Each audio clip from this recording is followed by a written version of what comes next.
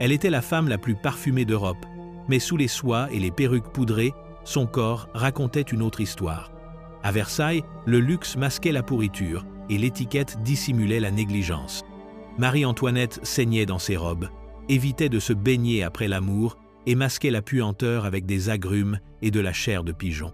Sa peau portait des couches de poison, ses cheveux grouillaient de vie, et le palais lui-même empestait les excréments humains.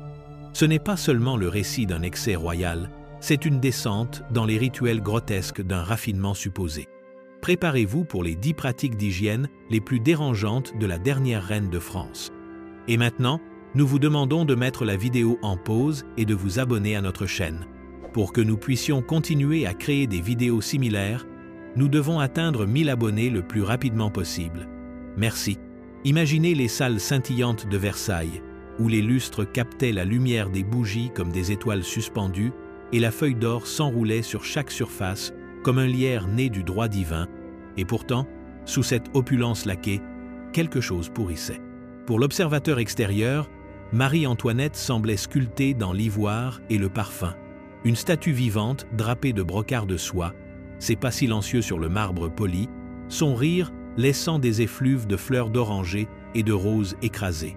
Mais ce parfum ne venait pas de la propreté, c'était une armure. Versailles était un palais d'illusions, sa beauté si écrasante qu'elle aveuglait les sens à la puanteur qui se cachait juste sous la poudre. Ses robes, raidies par la broderie et la sueur, étaient rarement lavées.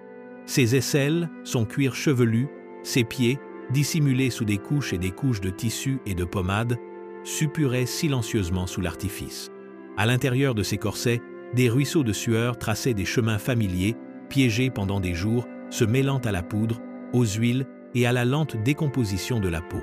Les suivantes s'affairaient sur l'angle de ses manches et le volume de ses jupes, mais pas sur les poux rampant à la nuque ou sur l'odeur qui s'accrochait à ses corsages après une semaine d'usure. Il n'y avait pas de bain quotidien, pas de savon frotté sur la chair avec de la vapeur et des linges, seulement des nettoyages localisés, des étoffes parfumées tamponnées contre la peau ou du vinaigre frotté sur les tempes pour éloigner des maux de tête déguisés en saleté. Même son haleine, adoucie par des pastilles et du vin, trahissait une pourriture aggravée par des dents cariées et une négligence parfumée. Versailles lui-même n'était pas mieux loti. Les grandes salles résonnaient des commérages de la cour, mais aussi de la puanteur invisible des corps non lavés et des pots de chambre éventés. Les invités se soulageaient derrière des rideaux de velours ou dans les cages d'escalier, puis retournaient danser des menuets comme si la civilité n'avait jamais failli. Dans ce palais où l'élégance régnait en maître, l'hygiène n'était pas une vertu, c'était une menace. L'eau était crainte pour sa capacité imaginaire à laisser les maladies pénétrer par les pores, si bien que l'acte même de se baigner devenait dangereux, voire subversif. La propreté était théâtrale et non littérale, et nulle part cela n'était plus vrai que chez la reine elle-même. Marie-Antoinette ne possédait pas son corps. Il appartenait à la France, au ragot, à l'héritage, et en servant ses maîtres, elle laissait sa chair devenir une toile pour la performance, et non pour le soin. Elle était à la fois déesse et fantôme, vue mais intouchée, idéalisée mais en décomposition. Les mêmes mains qui la paraient de perles chaque matin n'osaient pas nettoyer ce qui se trouvait sous la peau. Chaque pli de tissu, chaque poudrage de ses joues, chaque pétale de parfum masquait une réalité plus profonde. La dernière reine de France se décomposait déjà sous les feux de la rampe, son hygiène sacrifiée au théâtre de la monarchie. Et ainsi, Versailles devint une cathédrale du déni, où la pourriture portait du fard, et où l'ordure parlait en vers iambiques, et où la femme en son centre n'était pas purifiée, mais embaumée dans le rituel, centimètre par centimètre, parfum par parfum, jusqu'à ce que seule l'illusion subsiste. Si des histoires comme celle-ci vous laissent à la fois fascinés et horrifiés, assurez-vous de vous abonner pour d'autres sombres voyages dans les recoins cachés de l'histoire. Laissez un j'aime et dites-nous dans les commentaires de quelle partie du monde vous nous regardez. Nous adorons voir cette cour mondiale d'esprits curieux. Sous les plis soyeux de ses robes et le regard écrasant du rituel de la cour, Marie-Antoinette saignait comme toutes les femmes. Mais son sang n'était pas seulement le sien, c'était le sang de la France, scruté, chronométré et murmuré par les ministres, les sages-femmes et les monarchistes.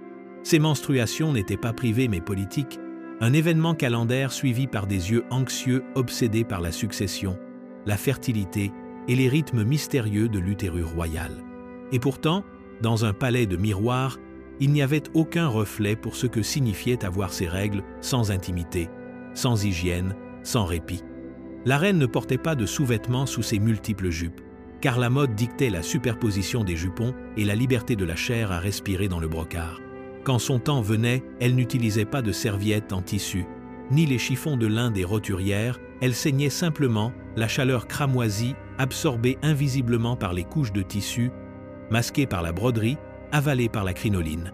Le sang se mêlait à son parfum, non pas l'odeur nette de cuivre de la biologie, mais le brouillard doucereux de la lavande, de la bergamote et du jasmin, chaque goutte de parfum un voile sur la décomposition.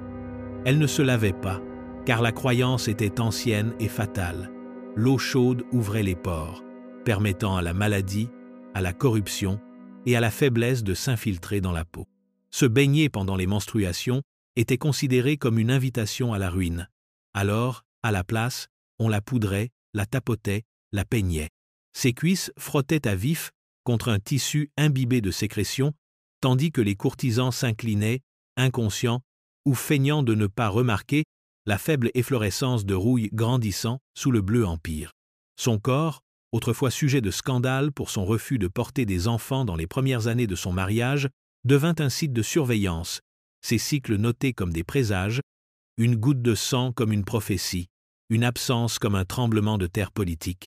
Les ministres priaient pour que ces règles disparaissent, pour laisser place à des héritiers, tandis que les médecins planaient en arrière-plan, prêts à la déclarer fertile ou défaillante. À travers tout cela, elle souriait, elle dansait, elle jouait son rôle. Son corps, endolori et gonflé, était pressé dans des corsets en fanons de baleine qui ne laissaient aucune place au soulagement, encore moins au confort.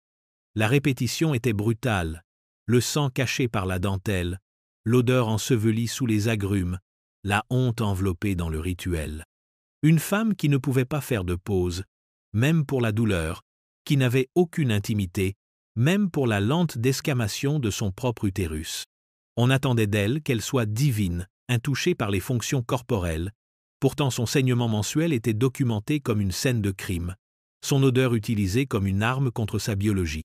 Dans les couloirs de Versailles, où les hommes chuchotaient sur les campagnes militaires et les accords commerciaux, les femmes chuchotaient sur le linge de la reine, sur l'odeur de fer sous son parfum.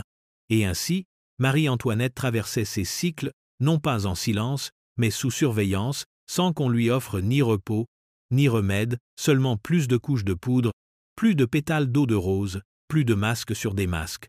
Le sang séchait, les robes étaient réutilisées, l'odeur persistait.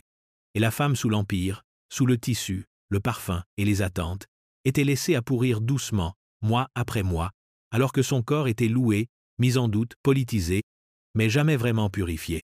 Son utérus était une affaire d'État, son lit une chambre de cérémonie, son plaisir sans pertinence.